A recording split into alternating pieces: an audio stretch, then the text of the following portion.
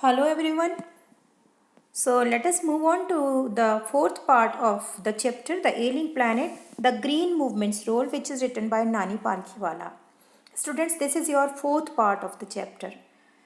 So till now we have seen that कि हमारी जो कंट्री है तो उसमें हमें राइटर ने बताया कि 18 साल के आसपास वर्ल्ड की पॉपुलेशन कितनी थी, ऑलमोस्ट 1 बिलियन, और 1800 के बाद यानी 100 साल के बाद 1900 में 1 बिलियन पॉपुलेशन और ऐड हो गई थी, और अनदर एक साल के बाद पॉपुलेशन 3.7 बिलियन और बढ़ गई है, यानी कि 5.7 बिलियन।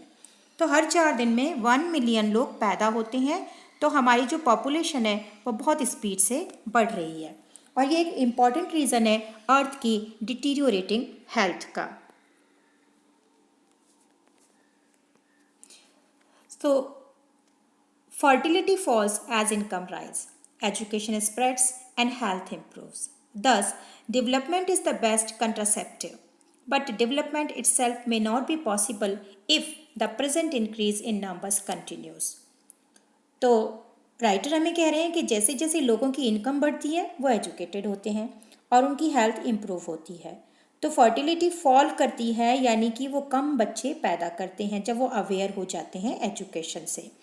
राइटर कहते हैं कि डेवलपमेंट एक कंट्रासेप्टिव का काम करती है, यानी एक मेडिसिन का काम करती है, क्योंकि वो अवेयर हो जाते हैं कि उन्हें अपने बच्चों को अच्छे से पालना है। और राइटर ये भी कहते हैं कि ये डेवलपमेंट पॉसिबल ही नहीं होगा अगर इसी तरीके से पॉपुलेशन इंक्रीज होती रहेगी तो। The rich get richer and the poor beget children, which condemns them to remain poor. More children does not mean more workers, merely more people without work.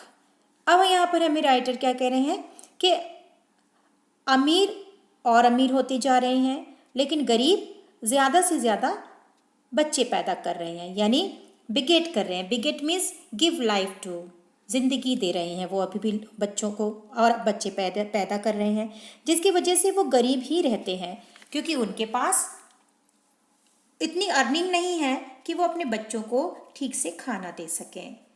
तो नानी कहते हैं ज़्यादा बच्चे होने का मतलब ये नहीं है कि सब बच्चे काम करेंगे, यानी सबको काम मिलेगा और पैसा कमाएंगे। इसका मतलब है बहुत सारी अनएम्प्लॉयड पॉपुलेशन होना, यानी कि बहुत सारे लोग अनएम्प्लॉयड होना।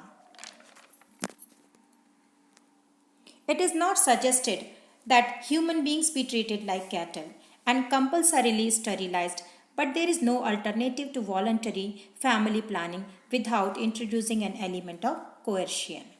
Voluntary means done of one's free will, यानी अपनी मर्जी से करना, और coercion means force. राइटर अब यहाँ क्या कह रहे हैं, नानी ये कहते हैं कि ये बात सही नहीं है कि हम इंसान को भी एनिमल की तरह ट्रीट करें और ज़बरदस्ती स्टेरिलाइज्ड करें ताकि वो बच्चे पैदा ना करें, लेकिन वो कहते हैं कि जब तक आप प्रेशराइज नहीं करेंगे तब तक लोग वॉलंटरीली फैमिली प्लानिंग अडॉप्ट नहीं करेंगे। तो नानी का कहना है कि पॉपुलेशन इंक्रीज होना एक प्रॉब्लम बन जाएगी इंसान के सर्वाइवल के लिए। The choice is really between control of population and perpetuation of poverty. Perpetuation means multiplication. Writer कहते हैं कि लोगों को अवेयर करना पड़ेगा कि पॉपुलेशन को कंट्रोल करें, वरना अगर पॉपुलेशन बढ़ती है तो पॉवर्टी भी परपेचुएट होगी, पॉपुलेशन भी बढ़ेगी और पॉवर्टी भी बढ़ेगी, यानी कि मल्टीप्लाई होगी और ज़्यादा इंक्रीज हो जाएगी। The population of India is estimated to be 920 million today, more than the entire populations of Africa and South America put together. 1994 में जब ये आर्टिकल छपा था तो उस रेट में राइटर ये कहते हैं कि इंडिया की पॉपुलेशन ऑलमोस्ट 920 मिलियन थी उस टाइम पर। अब तो 2020 चल रहा है, जो कि अफ्रीका और साउथ अमेरिका दोनों कॉन्टिनेंट्स की टोटल पॉपुलेशन जोड़कर भी उससे भी ज़्यादा होती है। No one familiar with the conditions in India would doubt that the hope of the people would die in their hungry hutments unless population control is given topmost priority. नानी का कहना यह है कि जब तक पॉपुलेशन कंट्रोल को top most priority नहीं देंगे तब तक डेवलपमेंट तो भूल ही जाओ, बल्कि सब लोगों की जो उम्मीदें हैं, ख्वाब हैं, सपने हैं, वो उनकी हटमेंट्स में ही भूख से तड़प तड़प कर ही ख़त्म हो जाएंगे। तो हमें सबसे पहले किसको प्रायोरिटी देनी है? पॉपुलेशन कंट्रोल को। For the first time in human history we see a transcending concern the survival not just of the people but of the planet. Transcending concern यानी कि एक ऐसी सिचुएशन जो बहुत दिनों से, बहुत देर से चलती आ रही है और आज तक चल रही है। तो ये कंसर्न क्या है? ये कंसर्न लोगों के सर्वाइवल का नहीं, बल्कि हमारे प्लैनेट अर्थ के सर्वाइवल का है। ये चीज़ रियलाइज़ करनी है कि अगर अर्थ जिंदा रहेगी तो ही हम सर्वाइव हो पाएंगे। We have begun to take a holistic view of the very basis of our existence. हमारी एग्जिस्टेंसेस का बेसिस क्या है? अर्थ। हम तभी एग्जिस्ट कर पाएंगे अगर अर्थ एग्जिस्ट करेगी, और इसकी एग्जिस्टेंसी के लिए एक हॉलिस्टिक व्यू लेना पड़ेगा, यानी होल, पूरे तरीके से देखना पड़ेगा इसको, चारों फैक्टर्स को नज़र में रखकर फिर अर्थ की डेवलपमेंट के बारे में सोचना पड़ेगा। तो चारों फैक्टर्स कौन से हैं? फिशरीज हैं, ग्रासलैंड्स हैं, क्रॉपलैंड्स हैं, फॉरेस्ट है। The environmental problem does not necessarily signal our demise, it is our passport for the future. Demise means death. Writer कहते हैं कि एनवायरमेंटल प्रॉब्लम आज की डेट में जो चल रही है, ये हमारे डेथ का सिग्नल ही नहीं है, बल्कि ये हमारे फ्यूचर का पासपोर्ट है। यानी हमको ये बता रहा है कि हमारा आने वाला कल कैसा होगा। The emerging new world vision has ushered in the new era of responsibility. Ushered means guide someone somewhere, या ये कह सकते हैं किसी का वेलकम करना। अब राइटर हमें ये बता रहे हैं, ये जो न्यू वर्ल्ड विजन है, यानी कि ये जो ग्रीन मूवमेंट आया, उसने हमारे अंदर एक रेस्पॉन्सिबिलिटी का एरा शुरू कर दिया। कौन सा युग शुरू हुआ? जिम्मेदारी का युग जिसे हम कहते हैं। इसने हर सिटीजन को रेस्पॉन्सिबल फील होने का एहसास करा दिया। It is a holistic view, an ecological view, seeing the world as an integrated whole rather than a disassociated collection of parts. इसने हमारे अंदर हॉलिस्टिक व्यू जगाई है। इसे हमें इकोलॉजिक सिस्टम के साथ समझना होगा और एक इंटीग्रेटेड यानी यूनाइटेड पैकेज की तरह ट्रीट करना होगा। ऐसा नहीं है कि हम अर्थ के एक रिसोर्सेज को इंडिविजुअल समझकर उसे यूज़ करते रहें, यह हमें एक साथ मिलकर करना है। Industry has a most crucial role to play in this new era of responsibility. सबसे बड़ी रिस्पॉन्सिबिलिटी है इंडस्ट्री की, क्योंकि इंडस्ट्री ही क्रूशियल रोल प्ले करती है रॉ मटेरियल बनाने का। कौन से रॉ मटेरियल्स? वो जो 4 बेसिक पिलर्स हैं, fisheries, croplands, grasslands and forest. What a transformation would be effected if more businessmen shared the view of the chairman of DuPont, Mr. Edgar S. Woolard, who 5 years ago declared himself to be the company's chief environmental officer. DuPont एक company है, उसके chairman हैं mister Edward Woolard, जिन्होंने declare किया था कि वो company के चीफ एनवायरमेंटल ऑफिसर हैं, यानी कि CEO.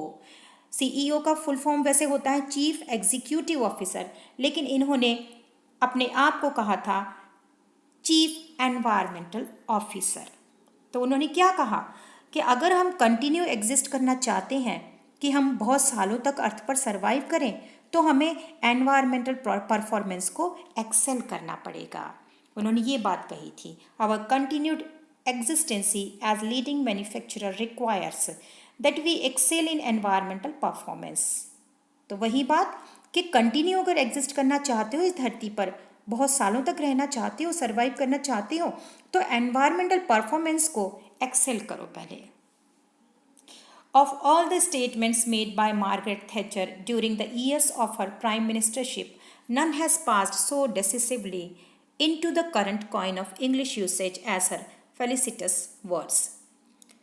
Decisively means clear and definitive, and felicitous means well chosen.